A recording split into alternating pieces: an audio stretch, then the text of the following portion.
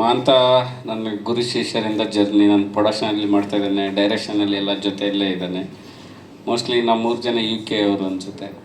ನೀವು ನಾವೆಲ್ಲರೂ ಶೂಟಿಂಗ್ ಎಲ್ಲ ಮುಗಿಸಿದ್ರು. ಒಂದ್ಸರಿ ರಾಜು ಸರ್ ಆಫೀಸಲ್ಲಿ ಕೂತ್ವಿ, ಅವರು ಒಂದು ಪ್ರೊಡಕ್ಷನ್ ಕಾಸ್ಟ್ ನಂಬರ್ ಹೇಳಿದ್ರು. ನನಗೆ ಶಾಕ್ ಆಗೋಯಿತು.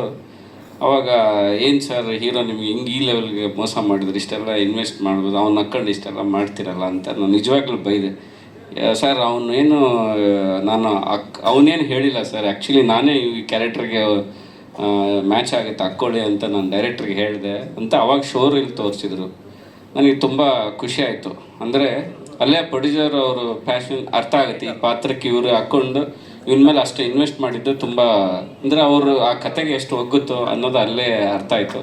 ಸೊ ಆ ಶೋ ರೀಲ್ ನೋಡಿದಾಗ ನನಗೆ, ಅಂದರೆ ಅದುವರೆಗೂ ಎಲ್ಲರಂತೆ ನಾನು ಅಂತ ಏನೋ ಒಂದು ಟ್ರೈ ಮಾಡ್ತಾ ಇದ್ದೇನಂತೆ ಒಂದು ನೆಗ್ಲಿಜೆನ್ಸ್ ಮಾಡ್ಕೊಂಡಿದ್ದೆ. ಬಟ್ ಆ ಶೋ ರೀಲ್ ನೋಡಿದಾಗ ನನ್ನ ಒಪಿನಿಯನ್ ಬದಲಾಯಿತು.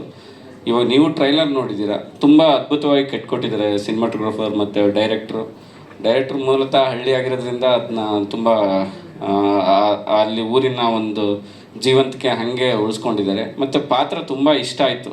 ಒಂದು ಹೆಣದ ಮುಂದೆ ಹಾಡಾಡೋದು ಬಹುಶಃ ಅದು ನಮ್ಮೂರುಗಳಲ್ಲಿ ತುಂಬ ಹತ್ತಿರವಾದ್ದು. ಅಂದರೆ ಪ್ರತಿ ಸತ್ತಾಗೂ ಭಜನೆ ತಂಡ ಬರುತ್ತೆ, ಆ ತಂಡನ ಪ್ರತಿಬಿಂಬಿಸಿ ಮಾಂತ ತುಂಬ ಚೆನ್ನಾಗಿ ಮಾಡಿದ್ದಾರೆ. ಮೋಸ್ಟ್ಲಿ ಇದು ಒಂಥರ ಒಳ್ಳೆಯ ಪ್ರಯತ್ನ ಅಂತ ಹೇಳಕ್ಕೆ ಇಷ್ಟಪಡ್ತೀನಿ. ಇದು ರಾಜೇಶ್ ಅವ್ರಿಗಲ್ಲದೆ ಇಂಡಸ್ಟ್ರಿಗೂ ಈ ಥರದ ಅಭಿರುಚಿ ಸಿನಿಮಾಗಳು ಗೆದ್ದರೆ ಈ ಥರ ಪ್ರಯತ್ನಗಳು ಆಗ್ತವೆ. ನೀವುಗಳೆಲ್ಲ ಸಪೋರ್ಟ್ ಮಾಡಿ. Thank you. ನಮ್ಮ ಮಹಾಂತೇಶ್ ಬಾರೋ ಮೇಲೆ ಬಾರಲ್ಲ, ನಾವು ಇಬ್ಬರು ಒಂದೇ ಊರವರು. ಒಬ್ಬ ಹೀರೋ ಆಗಿ ಇವತ್ತು ಅವನು ಸಿನಿಮಾದಲ್ಲಿ ಆ್ಯಕ್ಟ್ ಮಾಡ್ತಾ ಇದ್ದಾನೆ. ನಮ್ಮ ಅಂದರೆ ನಾವೆಲ್ಲ ಸಿನಿಮಾ ಅಂದರೆ ಸ್ಕೂಲಲ್ಲಿ ಕಾಲೇಜಲ್ಲಿ ಇರಬೇಕಾದ ಟೈಮಲ್ಲಿ ಜಗ್ಗೇಶ್ ಸರ್ ಈ ಥರದ ಸಿನಿಮಾಗಳನ್ನೆಲ್ಲ ಮಾಡ್ತಾ ಇದ್ದಿದ್ದು, ನಾವು ಅದನ್ನೆಲ್ಲ ತುಂಬ ಎಂಜಾಯ್ ಮಾಡಿದ್ವಿ. ಬಂಡ ನರಗಂಡ ಆ ಥರದ್ದು ತುಂಬ ಸಿನಿಮಾಗಳನ್ನೆಲ್ಲ ನಾವೆಲ್ಲ ಮಾಡಿದ್ವಿ. ಅದಾದಮೇಲೆ ಆ ಥರದ್ದು ಒಂದು ಗ್ಯಾಪ್ ಆಗಿತ್ತು. ಆ ಗ್ಯಾಪ್ನ ಮಹಾಂತೇಶ್ ಫಿಲ್ ಮಾಡಲಿ ಅಂತ ಕೇಳ್ಕೊಳ್ತೀನಿ. ಡೈರೆಕ್ಟರ್ ತುಂಬ ಒಳ್ಳೆ ಸಿನಿಮಾ, ಟ್ರೇಲರಲ್ಲಿ ತುಂಬ ಚೆನ್ನಾಗಿ ಕಾಣಿಸುತ್ತೆ.